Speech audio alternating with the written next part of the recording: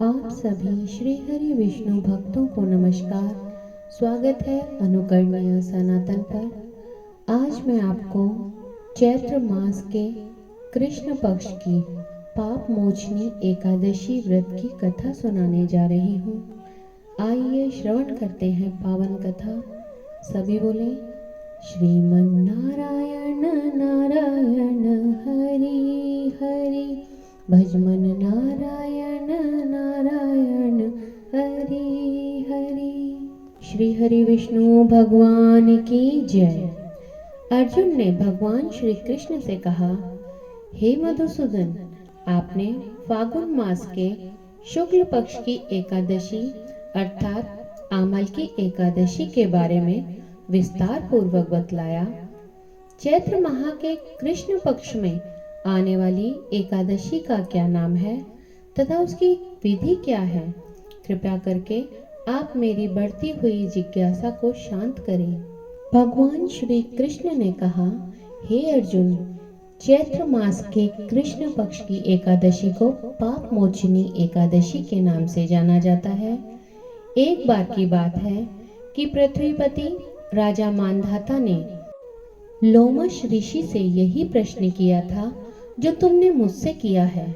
अतः जो कुछ भी ऋषि लोमश ने राजा मानधाता को बतलाया वही मैं तुमसे कह रहा हूँ, ध्यान से सुनो। राजा मानधाता ने धर्म के गुह्यतम रहस्यों के ज्ञाता महर्षि लोमश से पूछा, हे ऋषि श्रेष्ठ, मनुष्य के पापों का मोचन किस प्रकार संभव है? कृपा करके कोई ऐसा सरल उपाय बताएं जिससे सभी सहज ही पापों से छुटकारा मिल जाए। महर्षि लोमश ने कहा, हे नृपति, चैत्र मास के कृष्ण पक्ष की एकादशी का नाम पाप मोचनी एकादशी है। उसके व्रत के प्रभाव से मनुष्यों के अनेक पाप नष्ट हो जाते हैं।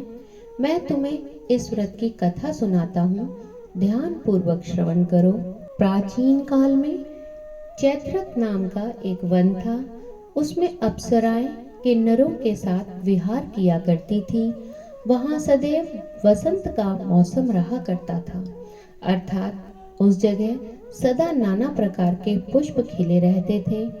कभी गंधर्व कन्याएं विहार किया करती थी, कभी देवेंद्र अन्य देवताओं के साथ क्रीड़ा किया करते थे।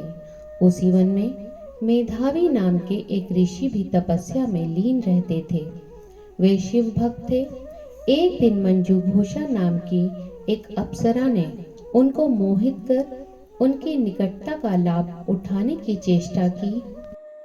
इसलिए वह कुछ दूरी पर बैठकर वीणा बजाकर मधुर स्वर में गाने लगी। उसी समय शिव भक्त महर्षि मेधावी को कामदेव भी जीतने का प्रयास करने लगे। कामदेव ने उस सुंदर अप्सरा के भू का धनुष बनाया, कटाक्ष की उसकी प्रत्यंचा बनाई और उसके नेत्रों को मंजू घोषा अप्सरा का सेनापति बनाया। इस तरह कामदेव अपने शत्रु भक्त को जीतने को तैयार हुआ। उस समय महर्षि मेधावी भी युवा अवस्था में थे और काफी हृष्ट पुष्ट थे। उन्होंने यज्ञोपवीत तथा दंड धारण कर रखा था। वे दूसरे कामदेव के समान प्रतीत हो रहे थे। उन मुनि को देखकर कामदेव के वश में हुई मंजू घोषा ने धीरे धीरे मधुर वाणी से वीणा पर गायन शुरू किया, तो महर्षि मेधावी भी मंजू घोषा के मधुर गाने तथा उसके सौंदर्य पर मोहित हो गए। वह अप्सरा मेधावी मुनि को कामदेव से पीड़ित जानकर उनसे आलिंगन करने लगी। महर्षि मेधावी उसके सौंदर्य पर मोहित होकर शिव रहस्य को भूल गए और काम के वशीभूत होकर उसके साथ रमण करने लगे। काम के वशीभूत होने के कारण मुनि को उस समय दिन रात का कोई ज्ञान न रहा और काफी समय तक वे रमण करते रहे। तदुपरांत मंजू घोषा मुनि से बोली, हे ऋषिवर, अब मुझे बहुत समय हो गया है, अतः स्वर्ग जाने की आज्ञा दीजिए। अप्सरा की बात सुनकर ऋषि ने कहा, हे मोहिनी, संध्या को तो आई हो, प्रातःकाल होते ही चली जाना। ऋषि के ऐसे वचनों को सुनकर अप्सरा उनके साथ रमण करने लगी।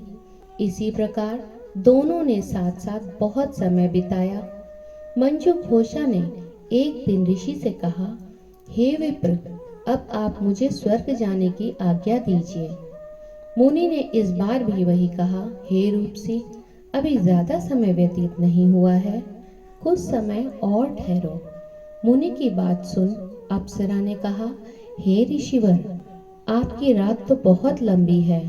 आप स्वयं ही सोचिए कि मुझे आपके पास आए हुए कितना समय हो गया। अब और ज्यादा समय तक ठहरना क्या उचित है? अप्सरा की बात सुनकर मुनि को समय का बोध हुआ और वह गंभीरता पूर्वक विचार करने लगे। तब उन्हें समय का ज्ञान हुआ कि उन्हें रमण करते 57 वर्ष व्यतीत हो चुके हैं। तो उस अप्सरा को वह काल का रूप समझने लगे। इतना ज्यादा समय भोग विलास में व्यर्थ चला जाने पर उन्हें बड़ा क्रोध आया और वह भयंकर क्रोध में जलते हुए उस तप नाश करने वाली अप्सरा की तरफ भ्रकुटी तान कर देखने लगे। क्रोध से उनके अधर कांपने लगे और इंद्रियां बेकाबू होने लगी। क्रोध से थर्राते स्वर में मुनि ने उस अप्सरा से कहा, मेरे तप को नष्ट करने वाली दुष्टा, तू महापापिनी और बहुत ही दुराचारिणी है। तुझ पर धिक्कार है, अब तू मेरे श्राप से पिशाचिनी बन जा। मुनि के क्रोध युक्त श्राप से वह अप्सरा पिशाचिनी बन गई। यह देख वह व्यथित होकर बोली, ऋषिवर, अब मुझ पर क्रोध त्याग कर प्रसन्न होइए और कृपा करके बताइए कि इस श्राप का निवारण किस प्रकार होगा। विद्वानों का कहना है, साधुओं की संगति अच्छा फल देने वाली होती है और आपके साथ रहते हुए मुझे बहुत वर्ष व्यतीत हुए हैं, अतः आप मुझ पर प्रसन्न हो जाइए। अन्यथा लोग कहेंगे कि एक पुण्य आत्मा के साथ रहने पर भी मंजू घोषा को पिशाचिनी बनना पड़ा। मंजू घोषा की बात सुनकर मुनिवर को अपने क्रोध पर अत्यंत ग्लानि हुई और साथ ही अपनी अपकीर्ति का भय भी हुआ। अतः पिशाचिनी बनी मंजू घोषा से मुनि ने कहा, तूने मेरा बड़ा बुरा किया है, किंतु फिर भी मैं तुझे इस श्राप से मुक्ति का उपाय बताता हूँ। चैत्र मास के कृष्ण पक्ष की जो एकादशी है उसका नाम पाप मोचनी है। उस एकादशी का उपवास करने से तेरी पिशाचिनी की देह से मुक्ति हो जाएगी। ऐसा कहकर ऋषिवर ने उसको व्रत का सब विधान समझा दिया। फिर अपने पापों का प्रायश्चित करने के लिए वे अपने पिता चैवन ऋषि के पास चले गए।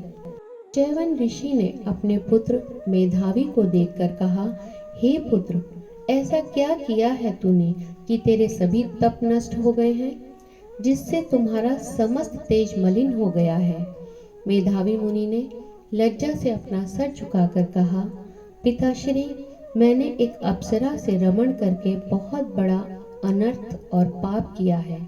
इसी पाप के कारण संभवतः मेरा सारा तेज और तप नष्ट हो गया है।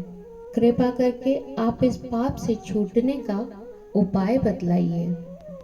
तब ऋषि ने कहा, हे पुत्र, तुम चैत्र मास के कृष्ण पक्ष की पाप मोचनी एकादशी का विधि तथा भक्ति पूर्वक उपवास करो, इससे तुम्हारे सभी पाप नष्ट हो जाएंगे। अपने पिता चैवन ऋषि के वचनों को सुनकर मेधावी मुनि ने पाप मोचनी एकादशी का विधि पूर्वक व्रत किया और उसके प्रभाव से उनके सभी पाप नष्ट हो गए। मंजू घोषा अप्सरा भी पाप मोचनी एकादशी का उपवास करने से पिशाचिनी की देह से छूट गई और पुनः अपना रूप सुंदर सा रूप धारण कर स्वर्गलोक को चली गई। लोमश मुनि ने कहा, हे राजन, इस पाप मोचनी एकादशी के प्रभाव से समस्त पाप नष्ट हो जाते हैं। इस एकादशी की कथा के श्रवण व पठन से 1000 गोदान करने का फल प्राप्त होता है।